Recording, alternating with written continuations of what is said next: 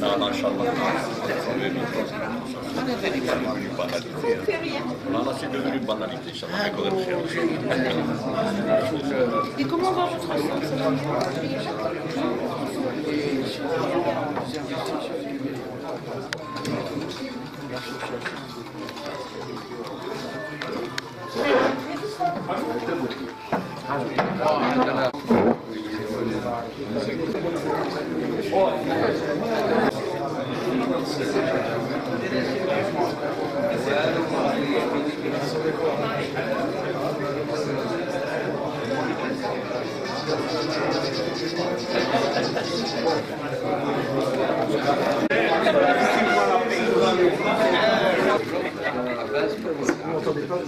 Il adore la photo. Ah ben oui, désolé.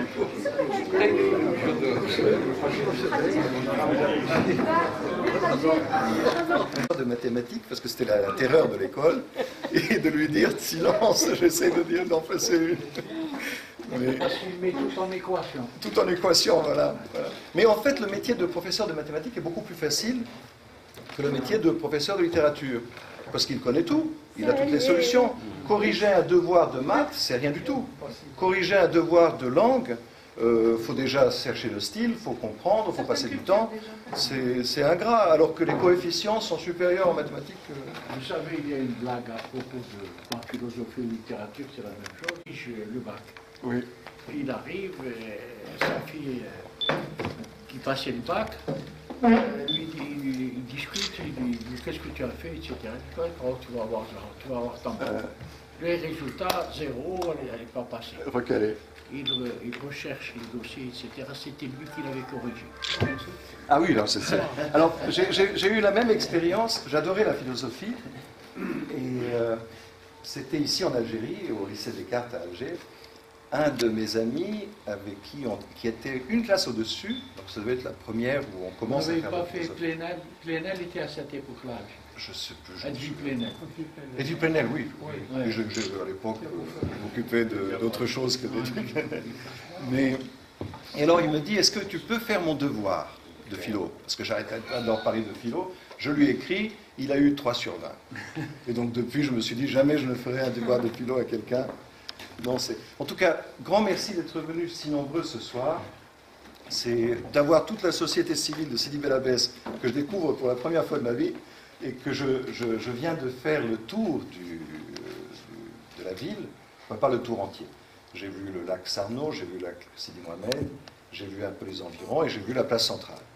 Et comme j'ai grandi en Algérie, je me suis dit, tiens, je reconnais le pays. C'est un peu les téléphones portables. Non. Non, ce qui est intéressant, c'est déjà que vous soyez d'envergure. Moi, j'ai grandi en Algérie quand il y avait 350 salles de cinéma dans le pays, qui travaillaient à fond la caisse. Et tous les jours, pratiquement, enfin quand on était en classe, on allait au cinéma. J'ai pu voir la moitié de mes films ici en Algérie quand j'étais gosse. Aujourd'hui, je lis un article dans Le Monde il y a 3 mois. Il resterait 13 salles opérationnelles dans tout le pays. Alors évidemment, il y a l'inconvénient des télévisions, des vidéos, qu'on n'avait pas à l'époque. On avait une seule chaîne. Tout le monde n'avait pas la télévision. Je parle de 65. Aujourd'hui, tout le monde a 200-300 chaînes avec le satellite, avec tout ce qu'on veut. On regarde la planète entière. Et donc, mais ce n'est pas un inconvénient. Quand on va aux États-Unis, qui n'est pas vraiment le pays inventeur du cinéma, mais qui est le pays qui domine dans le cinéma dans le monde, on voit l'engouement des gens à aller au cinéma. Et ce n'est pas seulement les drive-in où on va installer sa voiture et puis regarder, manger un McDonald's ou quelque chose comme ça. C'est également la salle avec des très beaux sièges. C'est tout un événement. On va au cinéma. Alors, quel est l'avantage? C'est qu'on est plongé dans le rêve. On est dans le cinéma, on est dans le film. On ne va pas faire du zapping. Je suis chez moi, je regarde une copie illégale sur mon ordinateur, ou je vais chercher sur une télé, je vais zapper en permanence. Donc ma concentration n'est pas la même. Si je vais au théâtre, je vais éteindre mon téléphone portable. Sinon, on peut faire un réglage des téléphones portables au début du théâtre pour voir si toutes les sonneries sont accordées, si on peut faire une belle cacophonie. Mais non, c'est pas ça. Les Japonais. Voilà. Mais alors, c'est toujours marrant au théâtre comment les opérateurs inventent différents systèmes pour contraindre les gens à éteindre les téléphones portables au début. Et on est dans la civilisation du téléphone portable. Bientôt, ils sont implantés dans la dent et on ne pourra pas s'en échapper. Mais le cinéma reste... je reviens encore sur ces salles de cinéma en Algérie que j'ai connues quand j'étais gosse. Pour moi, le cinéma, c'était... Il fallait aller au cinéma. On ne pouvait pas ne pas aller au cinéma. On rêvait, on se représentait dans le rôle du personnage pendant des heures après. Ça nous imprégnait. Un film était presque plus fort qu'une série télé. Bien sûr, toutes les semaines à la télévision, ici en Algérie, et puis on se les racontait à l'école. Et la série télé, vous avez vu avec quelle force elle revient sur les ondes. Il y a eu un... Alors, le choix des Américains, notamment, de mettre le paquet, c'est on va de 6 à 9 millions de dollars par épisode, ce qui est du jamais vu. C'est quasiment un film, un petit film. Un film de gros budget, ou de très très gros budget, ou de budget infiniment grand en Algérie. Je dis infiniment grand parce que j'ai eu l'honneur, le plaisir de traduire La Montagne de Baïa en anglais, les sous-titres. Et j'avais rencontré tous les acteurs après, et les jeunes femmes pleuraient. Ils disaient, Lubomir, chez nous, le cinéma est au ras des pâquerettes.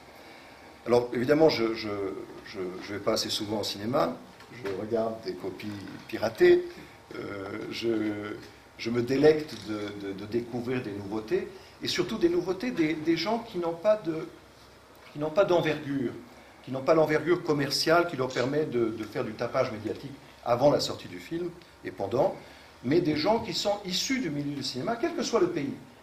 Ça peut être l'Angleterre, ça peut être la France, l'Angola. J'ai vu récemment un tout petit film tourné par un jeune Angolais. C'est l'histoire d'un enfant dont les parents ont été tués, c'est 25 ans de guerre civile, et les bonnes sœurs le prennent en protection, l'amènent en hélicoptère à la capitale, et lui, à ce moment-là, il s'échappe, parce qu'il n'aime pas du tout les bonnes sœurs. C'est militarisé, c'est contrôlé, il veut la liberté, lui. Il n'a plus de parents, il n'a plus aucun engagement, il s'échappe et il est tout seul dans la grande ville. Et alors, je ne vous raconte pas le détail, il faut le voir un jour, mais ça a été tourné il y a 4-5 ans, avec très peu de moyens. Une caméra et un ordinateur, un petit ordinateur comme ça, de rien du tout. Le gosse qui l'a fait, il devait avoir une trentaine d'années, il a composé ça tout seul, et le film, la fin, on peut discuter techniquement, est-ce que ça me plaît, mais c'est un seul personnage, et il y a 2-3 acteurs dedans, et on a les larmes aux yeux. La vie d'un gosse qui a 10-12 ans, qui se retrouve tout seul dans une grande ville comme Luanda, c'est terrible, qui entre dans tous les scénarios possibles d'un film criminel presque, et d'un crime de drame humanitaire. Et au lieu de montrer la tragédie de la guerre, de montrer simplement la vie de ce jeune homme, ce garçon, petit garçon, désemparé, et essayant de survivre comme un petit chat, qui retombe toujours sur ses pattes quand on le projette en l'air. Eh bien, de voir ça, déjà, on a l'impression d'un grand cinéaste. Et quand vous prenez d'un autre côté des milieux cinématographiques comme Hollywood, à Hollywood, vous avez... c'est la jungle, bien sûr, chacun cherche du travail. Les acteurs, comme les producteurs, comme les scénaristes. Récemment, il y a eu une grève de scénaristes. On reproche maintenant à Hollywood de ressortir les héros de naphtaline pour refaire des Superman et des Spider-Man et tout. Et on regrette que des jeunes talents, ne trouvent pas d'autres idées. Alors, ces autres idées, peut-être qu'on les trouverait ici un jour. Parce que l'Algérie a été isolée du monde de la création cinématographique pendant trop longtemps. Et c'est un pays qui est très jeune. Quelle est la moyenne d'âge en Algérie? 26 ans? 28 peut-être? Ça tourne à ça. Vous avez combien de jeunes à Sidi Bel Abbès? 40% minimum. Bien sûr, on est tous jeunes dans l'esprit. On n'a jamais pris une seule ride dans la tête, mais de cœur, on est tous très jeunes et on reste jusqu'au bout, à condition d'être actif dans quelque chose. Et ce quelque chose, c'est justement cette créativité. Moi, j'ai pensé à l'Algérie. J'ai un attachement sentimental, bien sûr, parce que j'ai grandi ici. Mais comme je réfléchis dans ce monde du cinéma, j'ai pensé à l'Algérie, précisément cette créativité, cette espèce de source. Pourquoi? Parce qu'il n'y a rien.